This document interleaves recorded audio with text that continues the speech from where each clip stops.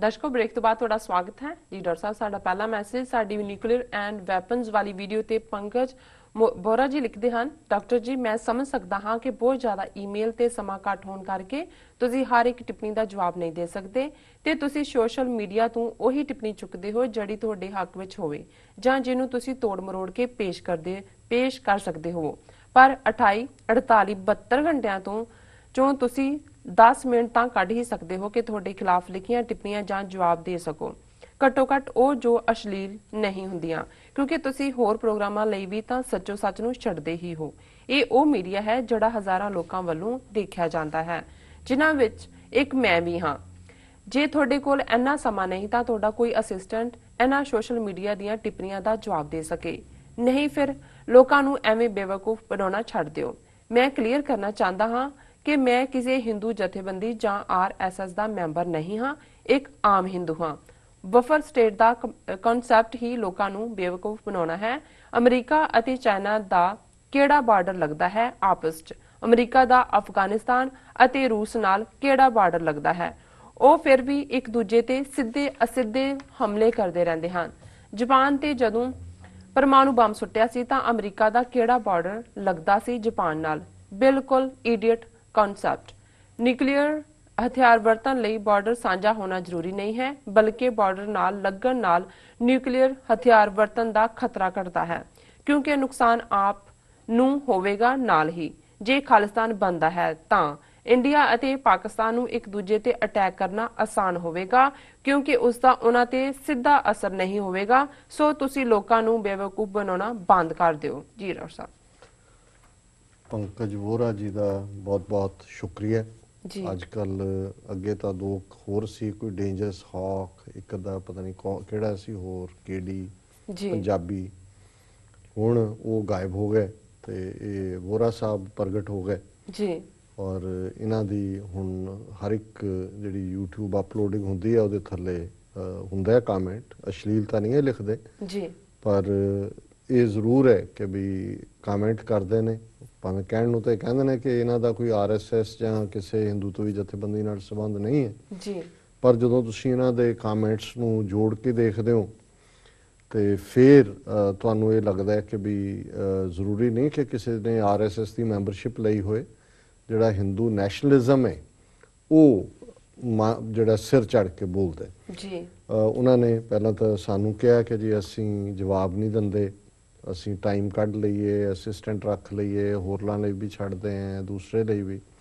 और वैसे ये टिप्पणी ਦੇ ਨਾਲ ਹੀ एक होर टिप्पणी इन्हां दी ਜਿਹੜੀ ਹੈ ਸਾਡੀ अपलोड हुई है, एक वीडियो ਜਿਹੜੀ कि ग्रीस ਤੋਂ सनी ने लिखिਆ ਸੀ कि जोधपुर ਦੀ घटना बारे भी, और कि जी पाकिस्तान 'ਚ पंजाब ਜਿਹੜਾ पाकिस्तान 'ਚ ਹਿੰਦੂਆਂ ਦੇ ਨਾਲ ਕੀ ਹੁੰਦਾ ਜੀ, ਉਹਦੇ ਵੀ ਸਾਡੀ ਟਿੱਪਣੀ ਦੇ ਥੱਲੇ ਇਹਨਾਂ ਨੇ ਕਮੈਂਟ ਕੀਤਾ ਔਰ ਉਹਦੇ ਤੇ ਲਿਖਿਆ ਹੋਇਆ ਵੈਲ ਡਨ ਸਨੀ ਜੀ ਜੀ। ਸੋ ਮੈਂ ਸਮਝਦਾ ਵੀ ਇਹ ਖੁਦ ਹੀ ਕੰਟਰਾਡਿਕਟ ਕਰ ਰਹੇ ਨੇ ਵੀ ਜੇ ਅਸੀਂ ਆਪਣੇ ਕ੍ਰਿਟਿਸਿਜ਼ਮ ਵਾਲੀ ਨਾ ਚੁਣਨੀ ਹੋਏ ਈਮੇਲ ਜਾਂ ਮੈਸੇਜ ਤੇ ਫਿਰ ਇਹ ਕਿਵੇਂ ਕਹਿ ਸਕਦੇ ਵੈਲ ਡਨ ਸਨੀ ਜੀ। ਸੋ ਜਾਂ ਤਾਂ पहली गल इन्हां दी ठीक है जां इधर असी शुरू तो ही, और मैं अक्सर ये कहंदा भी हाँ जे सानू साडे एक दिन के प्रोग्राम तो बाद 40 जां 50 ईमेल जां मैसेजेस जनरेट हुंदे ने, उन्हां दे विच 50 ने 45 जिहड़े ने वो साडी तारीफ ते हुंदे ने प्रोग्राम के हवाले नाल जां अदरवाइज 5 जिहड़े ने नैगेटिव हुंदे ने। असी जदों क्योंकि मोस्टली एक जां दो एक च कर सकते असी 45 चों मोस्टली जिहड़ा है वो जे 4 पिक या 3 पिक करते हैं तो उन्होंने 5 चों असी एक पिक करते हैं, बियॉन्ड प्रपोर्शन करते हैं, ताकि जिहड़े साडे क्रिटिक ने जिहड़े भी नुकते दे नाल कोई गल करते हैं, बहुत वार उही जबरियां मारियां हुंदियां ने, उन्हां दा तां कोई फर्क नहीं। हुण इन्हां ने क्योंकि ये इन्हां दी इसलिए पिक हुई जां ये होर भी इन्हां दी कई वारी थॉटफुल राइट अप हुंदा है और असी जरूर कोशिश करांगे कि जिहड़ी डिबेट जिहड़ा कंसर्न आया उहनूं असी किवें एड्रैस करना, क्योंकि असी जदों कि न्यूक्लीयर हथियारों के हवाले नाल पिछले दिनों गल की, जिहड़ा आर्टिकल आया सामने कि किवें पाकिस्तान के कोल 200 के नेड़े तेड़े ने न्यूक्लीयर, भारत को 120 के कोल ने, और किवें इंटरनेशनल ऑब्जरवेशन ये है कि साउथ एशिया जिहड़ा एक न्यूक्लीयर थिएटर बन गया जी। असी उन्होंने डिस्कस करने तो बाद असी ये कहा सी कि भी ਇੰਡੀਆ ਔਰ ਪਾਕਿਸਤਾਨ ਜਿਸ ਤੇਜ਼ੀ ਨਾਲ ਨਿਊਕਲੀਅਰ ਹਥਿਆਰ ਡਿਵੈਲਪ ਕਰ ਰਹੇ ਨੇ ਔਰ ਆਲਰੇਡੀ 47 ਤੋਂ ਲੈ ਕੇ ਹੁਣ ਤੱਕ 4-5 ਕਨਫਲਿਕਟ ਲੜਾਈਆਂ ਜੰਗਾਂ ਇਹਨਾਂ ਦੀਆਂ ਹੋਈਆਂ ਨੇ।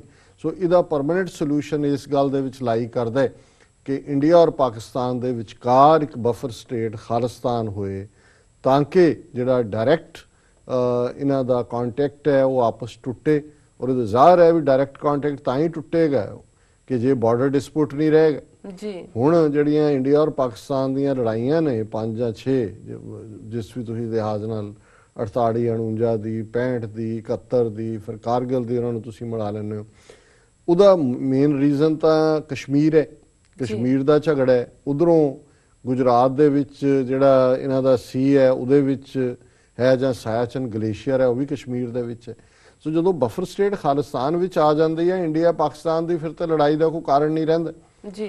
ਤੇ ਜਦੋਂ ਅਸੀਂ ਬਫਰ ਸਟੇਟ ਦੀ ਗੱਲ ਕਰਦੇ ਹਾਂ ਜ਼ਾਹਰ ਹੈ ਕਿ ਵੀ ਸਾਡਾ ਹੀ ਜਿਹੜੀ ਹੌਸਟਿਲਿਟੀ ਹੈ ਨਾ ਜੇ ਇੰਡੀਅਨਸ ਇੱਕ ਚੰਗੇ ਨੀਤੀਵਾਨ ਦੀ ਤਰ੍ਹਾਂ ਸਾਡੇ ਨਾਲ ਡੀਲ ਬਣਾ ਕੇ ਸਾਨੂੰ ਜਾ ਲੈਣ ਦੇਣ ਆਪਣੀ ਆਜ਼ਾਦੀ ਦੇ ਰਸਤੇ ਤੇ ਪਾਕਿਸਤਾਨ ਨਾਲ ਤਾਂ ਸਾਡਾ ਪਹਿਲਾਂ ਹੀ ਕੋਈ ਰੌਲਾ ਨਹੀਂ ਹੈ ਤਾਂ ਵਾਗਾ ਬਾਰਡਰ ਹੁਸੈਨੀ ਵਾਲਾ ਡਿਫਾਈਨ ਹੋਇਆ ਹੋਇਆ ਜੀ। ਸੋ ਇੰਡੀਆ ਦਾ ਬਾਰਡਰ ਡਿਸਪਿਊਟ ਖਤਮ ਹੋ ਜਾਂਦਾ ਹੈ, ਕਸ਼ਮੀਰ ਦੇ ਹਵਾਲੇ ਨਾਲ ਸਿੱਖ ਵਿਚਕਾਰ ਆ ਜਾਂਦੇ ਨੇ ਔਰ ਉਹਦੇ ਥੱਲੇ ਜਿਹੜਾ ਕੋਈ ਵੀ ਕਾਰਨ ਕਿਉਂਕਿ ਹੁਣ ਜਦੋਂ ਵੀ ਕੋਈ ਇਹਨਾਂ ਦਾ ਕਨਫਲਿਕਟ ਹੋਏਗਾ ਜਿਹੜਾ ਰਵਾਇਤੀ ਹਥਿਆਰਾਂ ਤੱਕ ਨਹੀਂ ਰਹੇਗਾ ਨਿਊਕਲੀਅਰ ਹੋਏਗਾ ਉਹ ਸਾਡੀ ਸਿਵਲਾਈਜੇਸ਼ਨ ਨੂੰ ਵੀ ਤਬਾਹ ਕਰੇਗਾ ਔਰ ਜਿਸ ਕਿਸਮ ਦਾ ਹੁਣ ਜਿੰਨਾ ਖਲਾਰਾ ਇਹਨਾਂ ਨੇ ਪਾਇਆ ਇਹਨਾਂ ਦੀ ਵੀ ਤਬਾਹੀ ਹੋਏਗੀ।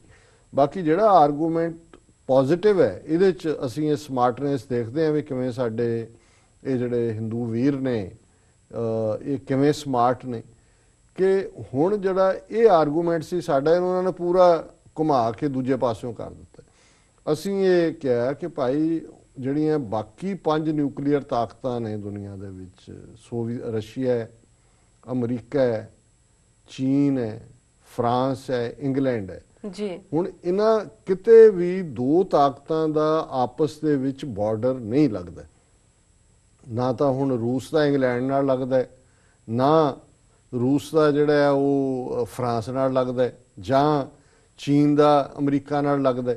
ਸੋ ਕਹਿਣ ਦਾ ਮਤਲਬ ਇਹ ਹੈ ਕਿ ਵੀ ਜਿਹੜਾ ਹੁਣ ਜਿਵੇਂ ਅਮਰੀਕਾ ਦੇ ਵਿੱਚ ਜਿਹੜਾ ਮਿਸਲ ਕ੍ਰਾਈਸਿਸ 1962 ਦੇ ਵਿੱਚ ਹੋਇਆ ਜਦੋਂ ਕਿ ਸੋਵੀਅਤ ਯੂਨੀਅਨ ਕਿਊਬਾ ਦੇ ਵਿੱਚ ਜਿਹੜਾ ਮਿਸਾਈਲਾਂ ਤਾਇਨਾਤ ਕਰ ਰਿਹਾ ਸੀ ਨਿਊਕਲੀਅਰ ਕਿਉਂਕਿ ਅਮਰੀਕਾ ਨੇ ਟਰਕੀ ਦੇ ਵਿੱਚ ਕੀਤੀਆਂ ਹੋਈਆਂ ਸੀ ਜੀ। ਤੇ ਉਦੋਂ ਆਲਮੋਸਟ ਦੇ ਕੇਮ ਦੈਟ ਕਲੋਜ਼। ਔਰ ਜੇ ਤੁਸੀਂ ਉਸ ਪੀਰੀਅਡ ਦੀ ਦੇਖੋ ਕਿ ਸਵੇਰੇ ਆਉਣ ਤੋਂ ਪਹਿਲਾਂ ਸਾਰੇ ਆਪਣੇ ਘਰਾਂ 'ਚ ਕਹਿ ਆਏ ਸੀ ਵੀ ਸ਼ਾਮ ਨੂੰ ਅਸੀਂ ਖਤਮ ਹੋ ਜਾਣਾ ਸਭ ਕੁਝ ਕਿਉਂਕਿ ਉਹਨਾਂ ਦਾ ਹੱਥ ਜਿਹੜਾ ਬਟਨ ਤੇ ਹੀ ਹੁਣ ਔਰ ਉਹਦੇ 'ਚ ਕੋਈ ਵੀ ਹੁਣ ਜਦੋਂ ਅਮਰੀਕਨ ਪ੍ਰੈਜ਼ੀਡੈਂਟ ਟਰੈਵਲ ਕਰਦਾ ਹੈ ਜਾਂ ਰਸ਼ੀਅਨ ਪ੍ਰੈਜ਼ੀਡੈਂਟ ਇੱਕ ਉਹਨਾਂ ਕੋਲ ਬੈਗ ਹੁੰਦਾ ਉਹਨੂੰ ਸ਼ਾਇਦ ਰੈੱਡ ਬੈਗ ਕਹਿੰਦੇ ਨੇ ਜਾਂ ਕੀ ਕਹਿੰਦੇ ਨੇ ਜਿਹਦੇ 'ਚ ਨਿਊਕਲੀਅਰ ਕੋਡ ਹੁੰਦਾ ਜੀ ਕਿ ਜਿੱਥੋਂ ਬਟਨ ਪ੍ਰੈਸ ਕੀਤੇ ਆ ਨਿਊਕਲੀਅਰ ਵਾਰ ਦੀ ਜਿਹੜੀ ਹੈ ਉਹ ਤਾਂ ਕਿ ਜੇ ਉਹ ਟਰੈਵਲ ਵੀ ਕਰ ਰਹੇ ਆ ਕੋਈ ਐਸਾ ਹੋ ਗਿਆ ਤੇ ਦੇ ਕੈਨ ਗੋ ਫਾਰਵਰਡ। ਸੋ ਇਹਦੇ 'ਚ ਇੱਕ ਗੈਪ ਟਾਈਮ ਜਿਹੜਾ ਆਰਗੂਮੈਂਟ ਸੀ ਕਿ ਇਹਨਾਂ ਸਾਰਿਆਂ ਦੇ ਵਿੱਚ ਇੱਕ ਗੈਪ ਟਾਈਮ ਇਹਨੂੰ ਜਾਪਾਨ ਨਾਲ ਤਾਂ ਕੰਪੇਅਰ ਹੀ ਨਹੀਂ ਕੀਤਾ ਜਾ ਸਕਦਾ। ਜਾਪਾਨ ਦੇ ਕੋਲ ਤਾਂ ਵੈਪਨ ਹੀ ਨਹੀਂ ਸੀ ਜੀ ਜੀ। ਔਰ ਇਹ ਗੱਲ ਜਦੋਂ ਪਾਕਿਸਤਾਨ ਨੇ ਇੰਡੀਆ ਦੇ ਧਮਾਕੇ ਕਰਨ ਤੋਂ 2 ਹਫ਼ਤੇ ਬਾਅਦ ਪਾਕਿਸਤਾਨ ਨੇ ਧਮਾਕੇ ਕੀਤੇ ਤੇ ਜਾਪਾਨ ਕਾਫੀ ਏਡ ਦਿੰਦਾ ਇੰਡੀਆ ਪਾਕਿਸਤਾਨ ਦੋਨਾਂ ਨੂੰ। ਜਾਪਾਨ ਨੇ ਇਹਦਾ ਬਹੁਤ ਬੁਰਾ ਮੰਨਿਆ ਉਹਨੇ ਇੰਡੀਆ ਨੂੰ ਵੀ ਬੰਦ ਕਰਤਾ ਦੋਨਾਂ ਦਾ ਜੀ। ਤੇ ਅਯੂਬ ਖਾਨ ਦਾ ਮੁੰਡਾ ਸ਼ਾਇਦ ਪਾਕਿਸਤਾਨ ਦਾ ਸੀ foreign minister Gohar Ayub if I may not be wrong ਤੇ ਜਾਪਾਨ ਦਾ ਫੋਰਨ ਮਿਨਿਸਟਰ ਉਹਨੂੰ ਕਹਿਣ ਲੱਗਾ ਕਿ ਜੇ ਤੁਸੀਂ ਕਿਉਂ ਨਿਊਕਲੀਅਰ ਕੀਤਾ ਇਹਨੂੰ ਬੰਦ ਕਰੋ ਇਹਨੂੰ। ਤੇ ਉਹਨੇ ਉਹਨੂੰ ਪੁੱਛਿਆ ਉਹਨੇ ਕਿਹਾ ਜੀ ਜੇ ਤੁਹਾਡੇ ਕੋਲ ਨਿਊਕਲੀਅਰ ਹੁੰਦਾ 1945 ਤੇ ਅਮਰੀਕਾ ਐਟਮ ਹੁੰਦਾ ਤੁਹਾਡੇ ਕੋਲ ਤੇ ਅਮਰੀਕਾ ਤੁਹਾਡੇ ਤੇ ਬੰਬ ਸੁੱਟਦਾ ਜੀ। ਉਹ ਚੁੱਪ ਕਰ ਗਏ।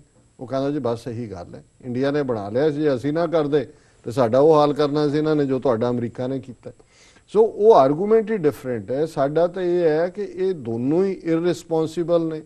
ਉੱਥੇ ਆਲਰੇਡੀ ਆ ਭੋਪਾਲ ਦੇ ਵਿੱਚ ਕੀ ਹੋਇਆ ਯੂਨੀਅਨ ਕਾਰਬਾਈਡ ਦੇ ਉਹੀ ਜਿਹੜੇ ਹੈ ਉਹ ਐਕਸੀਡੈਂਟ ਹੋਣ ਦੇ ਚਾਂਸਸ ਨੇ ਬਟ ਇੱਥੇ ਕੋਈ ਵੀ ਜਿਹੜਾ ਗੈਪ ਟਾਈਮ ਇੰਨਾ ਥੋੜਾ ਕਿ ਇਧਰੋਂ ਕੋਈ ਵੀ ਭੜਕਾਟ ਵਾਲੀ ਗੱਲ ਇਮੀਡੀਏਟਲੀ ਨਿਊਕਲੀਅਰ ਦੇ ਬਟਨਾਂ ਤੇ ਹੱਥ ਲਿਜਾ ਸਕਦੀ ਹੈ ਔਰ ਜਿਹੜਾ ਤਬਾਹੀ ਦਾ ਕਾਰਨ ਬਣ ਸਕਦੀ ਹੈ। ਔਰ ਜਿਸ ਤਰ੍ਹਾਂ ਹੁਣ ਰਸ਼ੀਅਨ ਪ੍ਰੈਜ਼ੀਡੈਂਟ ਆਇਆ ਹੋਇਆ ਪੁਤਿਨ ਮੈਂ ਅੱਜ ਦੇਖ ਰਿਹਾ ਸੀ ਕਿਉਂਕਿ ਕੋਈ ਖਾਸ ਐਗਰੀਮੈਂਟ ਨਹੀਂ ਹੋਇਆ 20 ਐਗਰੀਮੈਂਟ ਵਗੈਰਾ ਨੇ ਪਰ ਉਹਦੇ 'ਚ 15 ਤੋਂ 20 ਨਿਊਕਲੀਅਰ ਰਿਐਕਟਰ ਲਾਣੇ ਨੇ ਰਸ਼ੀਆ ਨੇ ਅਗਲੇ ਸਾਲ ਅਜੇ ਥਾਂ ਵੀ ਨਹੀਂ ਚੁਣੀ ਗਈ। ਸੋ ਮਤਲਬ ਜਿਸ ਲੈਵਲ ਤੇ ਇੰਡੀਆ ਜਾ ਰਿਹਾ ਹੈ ਪਾਕਿਸਤਾਨ ਦੀ ਸੋ ਅਸੀਂ ਤਾਂ ਅੱਜ ਵੀ ਸਾਡਾ ਜਿਹੜਾ ਇਹ ਵਾਇਬਲ ਆਰਗੂਮੈਂਟ ਹੈ ਉਹ ਇਹੀ ਹੈ ਇਸ ਦੇ ਉੱਤੇ ਕਿ ਬਫਰ ਸਟੇਟ ਖਾਲਿਸਤਾਨ ਦੀ ਜਿਹੜੀ ਹੈ ਉਹ ਇਹਨਾਂ ਦੋਨਾਂ ਨੂੰ ਸੈਪਰੇਟ ਕਰਦੀ ਹੈ। ਇਹਨਾਂ ਦੀ ਹੌਸਟਿਲਿਟੀ, ਦੁਸ਼ਮਣੀ ਜਿਹੜੀ 1000 ਸਾਲ ਦੀ ਹਾਕਮ ਔਰ ਰੂਲਡ ਵਾਲੀ ਹੈ ਉਹ ਖਤਮ ਹੁੰਦੀ ਹੈ। ਔਰ ਸਾਡੀ ਕਿਸੇ ਨਾਲ ਵੀ ਹੌਸਟਿਲਿਟੀ ਨਹੀਂ। ਸਾਡੀ ਇੰਡੀਆ ਜਾਂ ਪਾਕਿਸਤਾਨ ਨਾਲ ਬਾਰਡਰ ਡਿਸਾਈਡ ਹੋਇਆ, ਇੰਡੀਆ ਸਾਡੇ ਨਾਲ ਆਰਾਮ ਨਾਲ ਬਾਰਡਰ ਡਿਸਾਈਡ ਕਰ ਲੇ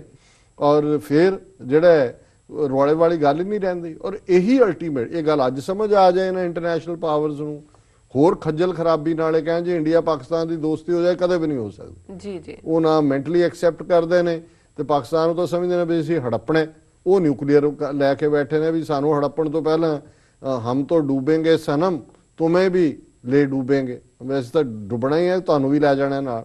ਸੋ Sikhs are the only hope and buffer state of Khalistan is the only solution which can save that disaster or that doomsday which can come anytime. ਜੀ ਜੀ ਬਿਲਕੁਲ ਡਾਕਟਰ ਸਾਹਿਬ, ਇਸ ਨਾਲ ਲੈਣੇ ਬ੍ਰੇਕ। ਵਿਊਅਰਸ ਤੁਸੀਂ ਕਿਤੇ ਨਹੀਂ ਜਾਣਾ, ਮਿਲਦੇ ਹਾਂ ਛੋਟੇ ਜਿਹੇ ਕਮਰਸ਼ੀਅਲ ਬ੍ਰੇਕ ਤੋਂ ਬਾਅਦ।